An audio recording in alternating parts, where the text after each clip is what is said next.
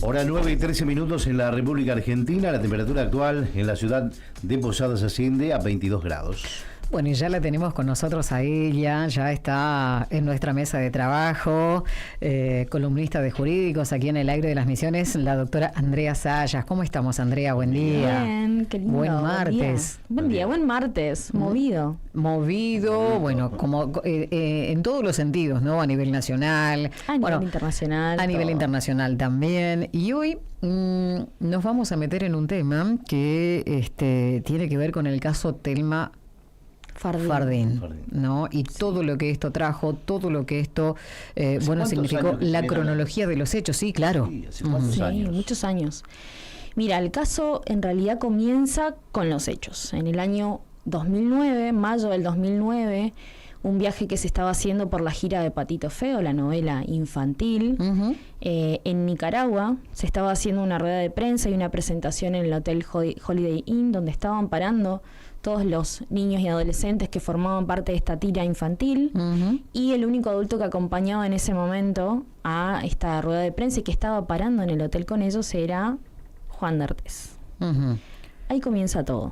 Esto sucede un 14 de mayo del 2009, donde en un momento en el que Thelma tiene un problema para el ingreso a su habitación, ella estaba en el mismo piso que Juan D'Artés alojada, ella estaba en la habitación 432, él estaba en la habitación 428, estaban ahí nomás, a 4 habitaciones de diferencia. Ella tiene un problema con la tarjeta de acceso y le pide a él, lo ve cuando ella estaba en el piso y le dice si podía ocupar su teléfono de la habitación para poder pedir una copia de la tarjeta de acceso. Él le dice que sí. Ella accede a la habitación. Cuando termina de hacer el llamado, él inicia estos actos de abuso sexual. Primero con besos, a los que ella se negó todo el tiempo. Ella no prestó consentimiento en ningún momento. Tenía 16 años en ese momento Thelma Fardín, 45 años tenía Juan D'Artés.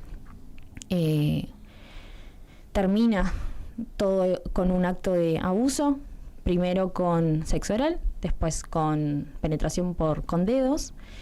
Y hasta ese momento, desde que estos hechos suceden y hasta el momento en que inicia la denuncia, ella no hace referencia, y esto es algo que después se ve reflejado en la justicia al momento de la sentencia. Ella hasta el 2018, cuando Calu Rivero y otras famosas hacen denuncias por situaciones de acoso y abuso sexual contra Juan D'Artés, ella hasta ese momento no incorpora la penetración como parte de estos hechos de abuso que habían sucedido en el 2009. Bueno, estamos hablando hoy con Andrea Sayas acerca de lo que sucedió con la justicia de Brasil, que condenó a Juan D'Artés a 6 años de prisión por el caso de Thelma Fardín, ¿no? Así es. Así estamos para que la gente entienda un poquito de qué se está hablando en el día de hoy, ¿no? El actor debe cumplir su condena en un régimen abierto, y ahora nos vas a contar, en el que podrá trabajar, pero deberá volver a dormir a la cárcel. ¿Es así? Exactamente. Esta sentencia en realidad es la segunda. Esto es una primera revisión de la sentencia de primera instancia del Juzgado Federal de San Pablo. Esta ya es una segunda sentencia que tenemos sobre este caso. ¿No se lo condenó en la primera? No se lo condena. En realidad tenemos primero un conflicto como de 3 países, porque ella hace la denuncia pública en Argentina en el 2018 a todo esto, 9 años después, y a raíz de otras denuncias públicas, ella lo que hace es como revivir el trauma. Ahí comienza a recordar otras cosas que no las tenía presentes en ese momento, durante todo ese lapso de 9 años en el que ella se trató con terapia psicológica. Y cuando ella comienza a revivir todos estos hechos y recuerda de que en realidad sí hubo penetración, es donde decide hablar. Entonces la primera cuestión acá es cuál es el tiempo para la víctima y en qué momento elige hablar. Ella elige hablar 9 años después. En diciembre del 2018 hace la denuncia pública en redes sociales y después mediante una conferencia con el colectivo de actrices, y presenta unos días después la denuncia oficialmente en Nicaragua. ¿Por qué? Por el principio de territorialidad que tienen tanto Nicaragua como Argentina. Esto sucedió, recordemos, en Nicaragua. En Nicaragua, exactamente. Sucedió todo en las instalaciones del Hotel Holiday Inn de Nicaragua. Entonces ella inicia la denuncia donde corresponde, en este caso en Nicaragua, y Nicaragua lo que hace es inicia como un proceso de investigación, le toma las declaraciones a ella, Ella, además de eso, lo interesante y quizás lo triste del caso es la revictimización constante que sufre, porque ella declara en Argentina, declara en Nicaragua y declara reiteradas veces en Brasil para las dos instancias, y D'Artés no. Claro. Pero bueno, inicia donde tiene que ser tramitada la causa. Nicaragua toma la denuncia por abuso sexual agravado en este caso, la fiscalía en este caso especializada, y emite una orden de captura internacional con una alerta roja de la Interpol para detenerlo a D'Artés donde sea que estuviera.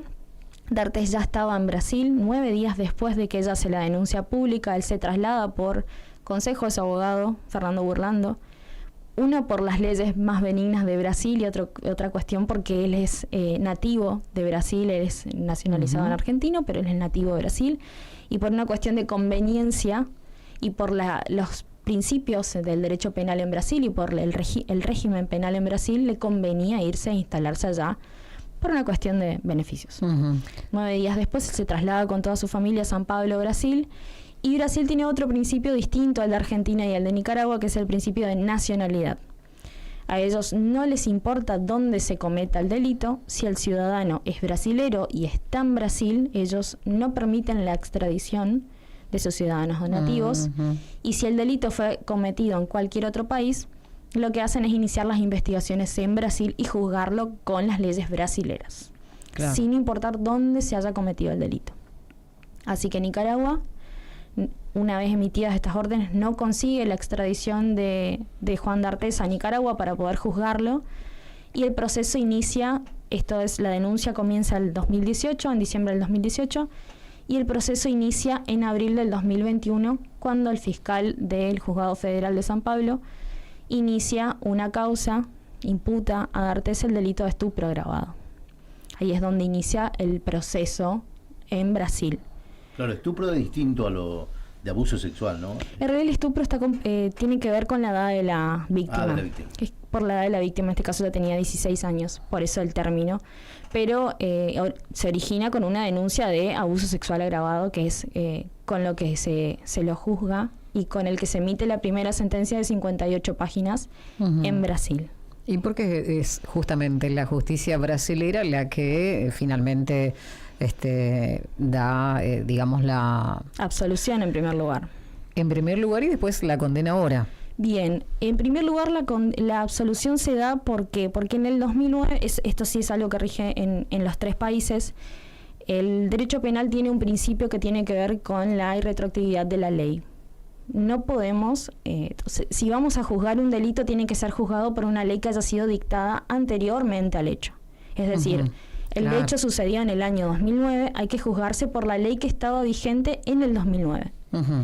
Ahora lo que sucedió en esta sentencia es lo que se viene dando, que es una corriente que tiene que ver con los tratados internacionales de derechos humanos y con comenzar a pensar esto que ya se dio en Argentina, porque nosotros sí ya tenemos reformas en eso ya desde el 2015, pero que en otros países quizás no se viene dando, que es comenzar a pensar en que los delitos contra la integridad sexual de niños, niñas y adolescentes, o sea, enfocados sobre todo en las infancias, no prescriban, o que tengan plazos de prescripción mucho más largos, y tomar en cuenta tratados internacionales como los de derechos de niño o el de Belén do Pará, que es específico de mujeres y niñas para la prevención y la erradicación de la violencia, y tomar en cuenta normas internacionales que están por encima de las leyes nuestras, digamos. Es decir, comenzar a tomar el derecho internacional como base para juzgar estos delitos, tomando en cuenta la gravedad de los hechos y ya no tanto el derecho interno como ley seca, muerta, decir, bueno, esto pasó en el 2009, el delito decía, el artículo 213 del Código Penal brasilero en ese momento decía que este delito se configuraba cuando había acceso carnal. Claro. Que es lo que pasa en la primera sentencia, 58 páginas explicando y diciendo, no vamos a dar por prescripto el hecho, porque en realidad el acceso carnal no estaba configurado, el tipo penal no se configuró, porque no se pudo probar en todo el expediente que hubiera un acceso carnal. ¿Por qué? Porque el juez considera, por todas las pericias que le hacen a Telma, que hubo una agresión sexual que todos los relatos de ella eran coincidentes con una agresión sexual, pero que no era coherente el relato de el acceso carnal, que recién aparecía 9 años después en todos los testimonios que se presentaron en la causa, porque ella presenta muchos testigos, las amigas a las que les contó que estaban en el viaje, a sus hermanas, y todas coinciden en que en ningún momento de esos 9 años Thelma hizo referencia al acceso carnal, o sea, la penetración de D'Artés hacia ella. Entonces, el juez lo que considera es, teniendo en cuenta que este tipo penal no está configurado porque hasta el 2009 solamente había abuso sexual agravado si había acceso carnal, es decir, penetración miembro, vía vaginal o anal, no estaba configurado, entonces no corresponde condenarlo. Los demás hechos que sucedieron de agresión sexual son hechos como de un abuso simple, y esos están prescriptos para la ley penal brasilera. Por el tiempo. Por el tiempo. Entonces, no vamos a dar por prescriptos, sino tomando en cuenta la denuncia y el tipo penal por el cual se lo denuncia y se le imputa a él, que no se configura, por eso se lo absuelve. Eso en primera instancia. Partir de después de que Thelma, ampliara su... Apela la decisión del juez. Apela la decisión y de ahí, fue condenado finalmente, ¿no? Finalmente fue condenado el día de ayer, salió en realidad en todos los medios, fue publicada la noticia, a 6 años, a una pena de 6 años. ¿Por qué? Vuelven a tomar en cuenta el artículo 213 del 2009, que encima un año después se modifican las leyes en Brasil. Las del 2010 decía, qué lástima, porque si el hecho hubiera sucedido en el 2010, lo que se hace en el 2010 es modificar este artículo del abuso sexual agravado e incorporar otras formas análogas de abuso, o sea, actos libidinosos y otras cuestiones que son otras cuestiones. Por ejemplo, el acceso carnal por vía oral estaría comprendido dentro de esta forma. Se amplía, digamos, ¿no? Se amplía y él podría haber sido condenado en ese momento. Pero como sucedió en el 2009, no. Claro. En esta nueva sentencia se vuelve a tomar los parámetros del artículo 213 del 2009, pero también se toman todos los tratados internacionales, se tiene en cuenta la perspectiva de género sobre todo, el tiempo de la víctima, la revictimización que ella sufre en todos estos años, porque a todo esto ella inició una denuncia hace 6 años, recién ahora está obteniendo justicia, si se quiere, porque en realidad hay otras instancias de revisión y en este caso D'Artés podría apelar la sentencia. Claro. O sea, esto puede ¿Está firme? ¿Está firme la condena? Todavía no está firme la condena y él puede apelar porque tiene 3 instancias de revisión la justicia brasilera. Bien, bueno, mira, el tiempo pasa tan rápido cuando nosotros tratamos de entender y cuestiones que hacen al día a día. Pues son las 9:25 de la mañana. Te propongo lo siguiente, Andrea. Dale. Vamos a escuchar algo de música y a la vuelta nos vas a contar qué pasa con las denuncias de abuso sexual en la Argentina. Antes de 2011, después de 2011, con la ley Piazza, después del año 2015, con la ley de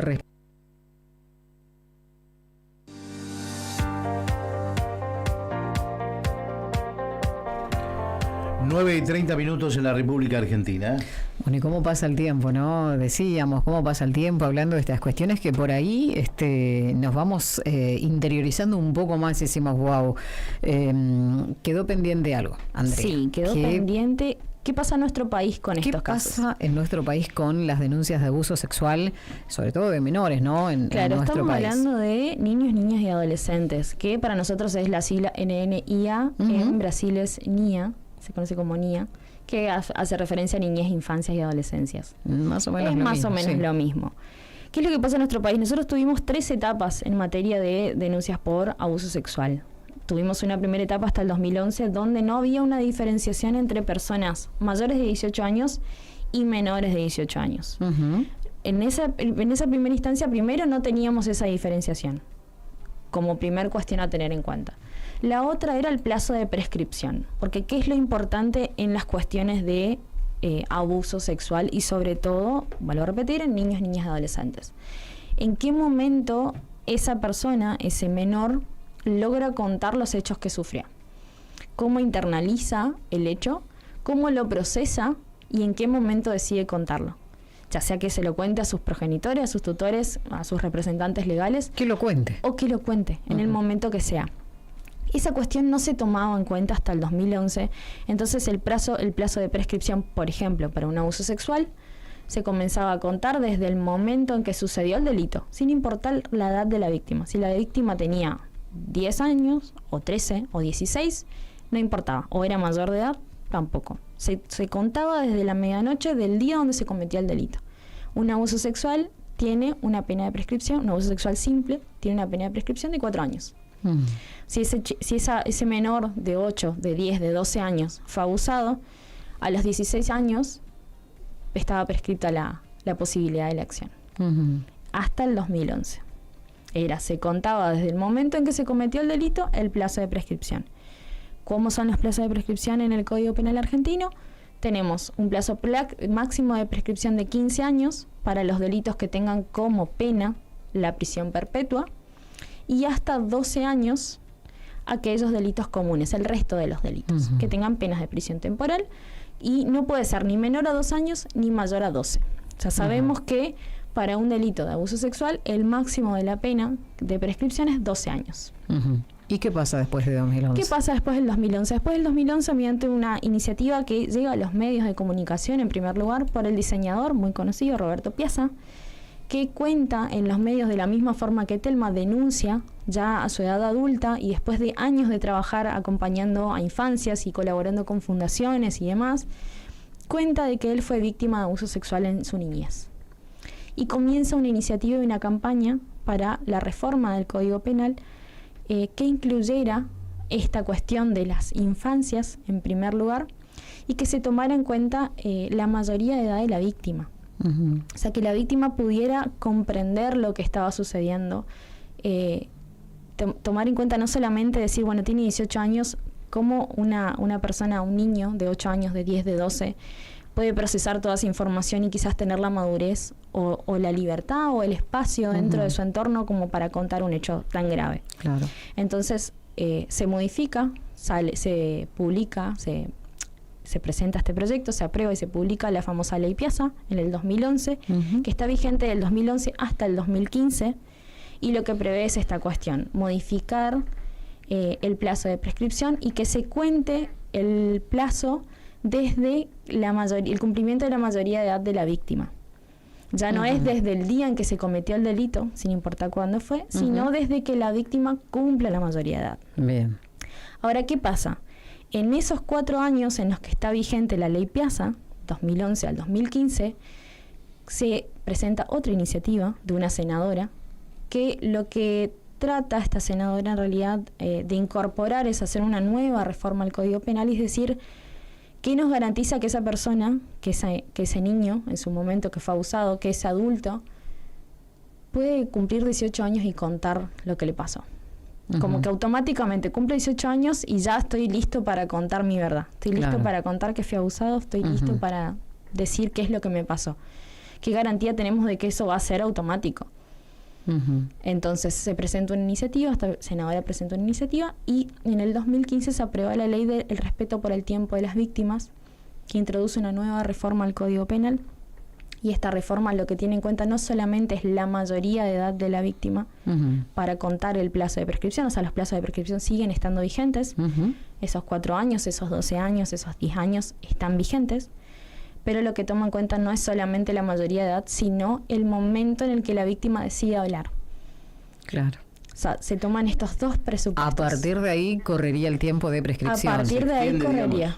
Claro, entonces si la persona a los 30 años... Claro, no todos los tiempos para las personas son los mismos, digo, por ahí es una situación difícil. Es un análisis que se hace también tomando en cuenta no solamente las cuestiones legales y los diferentes sucesos y la experiencia en materia judicial y la jurisprudencia que hay, sino también de todo esto que surge del caso de Telma y de otros tantos casos de las pericias psicológicas, es decir, qué tanta madurez tiene la víctima, qué tanta comprensión de lo que le sucedió, porque gracias a la ESI, por ejemplo, la incorporación de la educación sexual integral, se dio de que muchísimos niños supieron y lograron entender de que habían o estaban siendo abusados en sus entornos cercanos, familiares o sociales. Claro. Recién comprendieron lo que era el consentimiento, que estaba bien poder decir que no.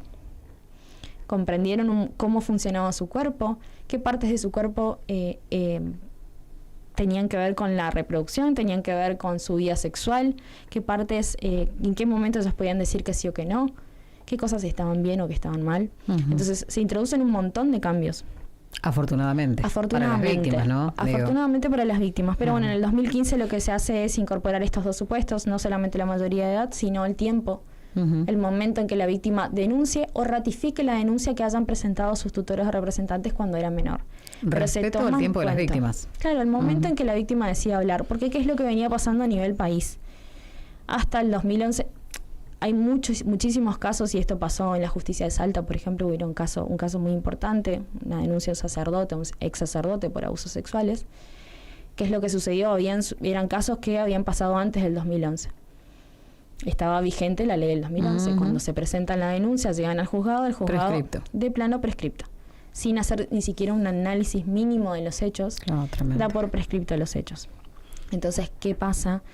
La justicia de Salta comienza a analizar estas cuestiones y decir, bueno, sabemos que está prescripto este hecho, pero lo que podemos hacer es comenzar a darle a las víctimas un juicio por la verdad.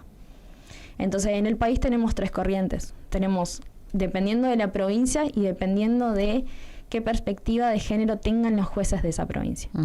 Tenemos, por un lado, los que descartan de plano la denuncia y la dan por prescripto al hecho. Por el tiempo. Tenemos aquellos que reconocen la prescripción del acto, del delito, pero dicen vamos a otorgarle un juicio por la verdad a la víctima, una reparación quizás moral y a la vez una especie de castigo social al abusador, y lo que se hace es pensar en la víctima y decir, bueno, vamos a hacer un reconocimiento de que esto sucedió, de que no lo podemos condenar, pero de que pasó. Y después tenemos juzgados, tribunales en la Argentina que lo que hacen es, si bien sucedieron antes del 2011 o en el 2011, es juzgar con las leyes actuales, o sea, las que están vigentes desde el 2015, tomar en cuenta los tratados internacionales y dejar a la Corte la posibilidad, mediante una apelación, si existiera, de decidir qué camino va a tomar. ¿Qué pasa en la provincia de Misiones?